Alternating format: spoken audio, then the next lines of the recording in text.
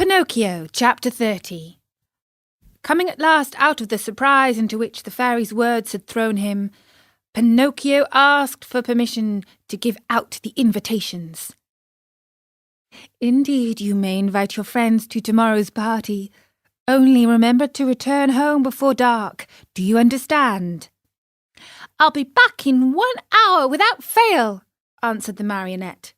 "Take care, Pinocchio. Boys give promises very easily, but they are easily forgotten." "But I am not like others. When I give my word, I keep it."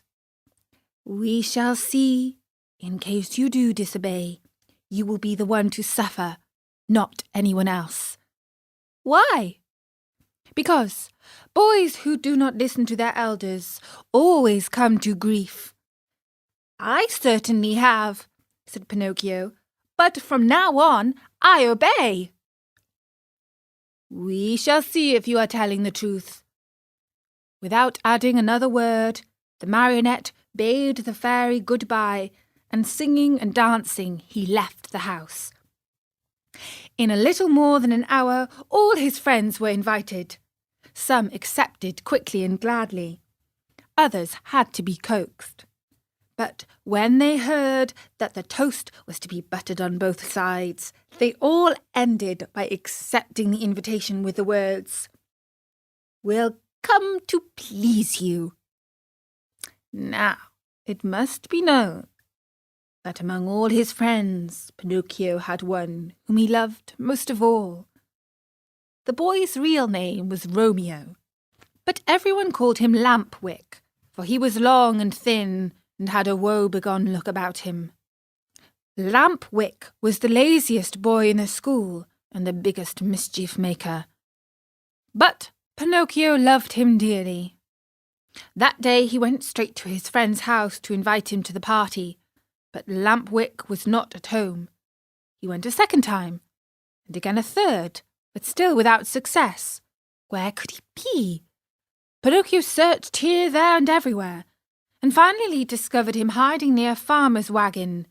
"What are you doing there?" asked Pinocchio, running up to him. "I'm waiting for midnight to strike to go." "Where?" "Far, far away." "And I have gone to your house 3 times to look for you." "What do you want from me?" "Haven't you heard the news? Don't you know what good luck is mine?" "What is it?" "Tomorrow I end my days as a marionette and become a boy, like you and all my other friends." "May it bring you luck." "Shall I see you at my party tomorrow?" "But I am telling you that I go tonight." "At what time?" "At midnight." "And where are you going?" "To a real country, the best in the world." "A wonderful place. What is it called?" "It's called the Land of Toys. Why don't you come too?" "I? Oh, no." "You're making a big mistake, Pinocchio. Believe me, if you don't come, you'll be sorry. Where can you find a place that will agree better with you and me? No schools, no teachers, no books. In that blessed place, there is no such thing as study.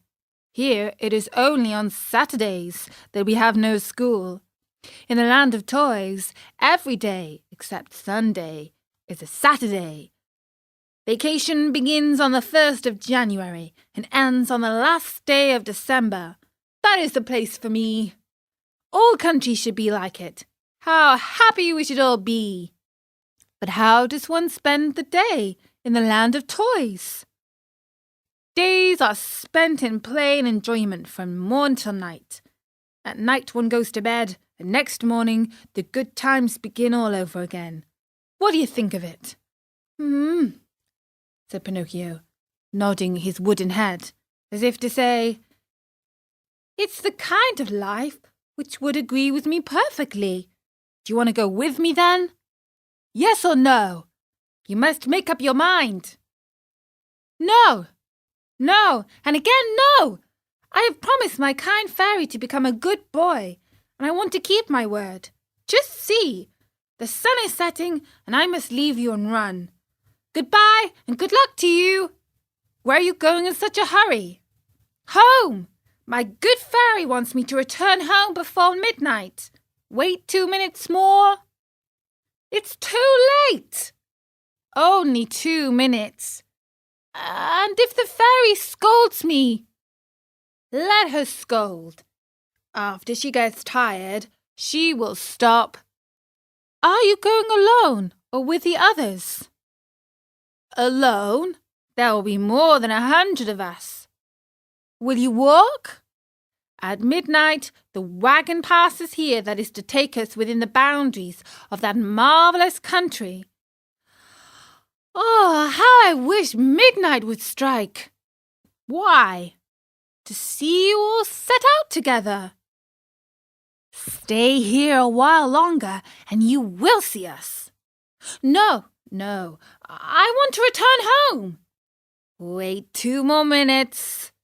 I have waited too long as it is. The fairy will be worried. Poor fairy. Is she afraid the bats will eat you? Listen, Lamp Wick, said the Marionette. Are you really sure that there are no schools in the land of toys? Not even the shadow of one? Not even one teacher? Not one. And one does not have to study? Never, never, never. What a great land, said Pinocchio, feeling his mouth water. What a beautiful land. I've never been there, but I can well imagine it. Why don't you come too? It is useless for you to tempt me. I told you I promised my good fairy to behave myself, and I'm going to keep to my word. Goodbye then, and remember me to the grammar schools, to the high schools, and even to the colleges if you meet them on the way.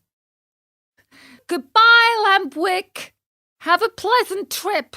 Enjoy yourself, and remember your friends once in a while. With these words, the Marionette started on his way home. Turning once more to his friends, he asked him, But are you sure that in that country each week is composed of 6 Saturdays and 1 Sunday? Very sure. And that vacation begins on the 1st of January and ends on the 31st of December? Very, very sure. What a great country, repeated Pinocchio, puzzled as to what to do. Then, in sudden determination, he said hurriedly, Goodbye for the last time, and good luck. Goodbye. How soon will you go? Within 2 hours. What a pity. If only it were 1 hour, I might wait for you. And the fairy? By this time I'm late, and 1 more hour or less makes very little difference. Poor Pinocchio, and if the fairy scolds you? No, I'll let her scold. After she gets tired, she will stop. In the meantime, the night became darker and darker. All at once, in the distance, a small light flickered. A queer sound could be heard, soft as a little bell, and faint and muffled, like the buzz of a far-away mosquito. There it is, cried Lamp Wick, jumping to his feet. What? Whispered Pinocchio. The wagon which is coming to get me for the last time. Are you coming or not?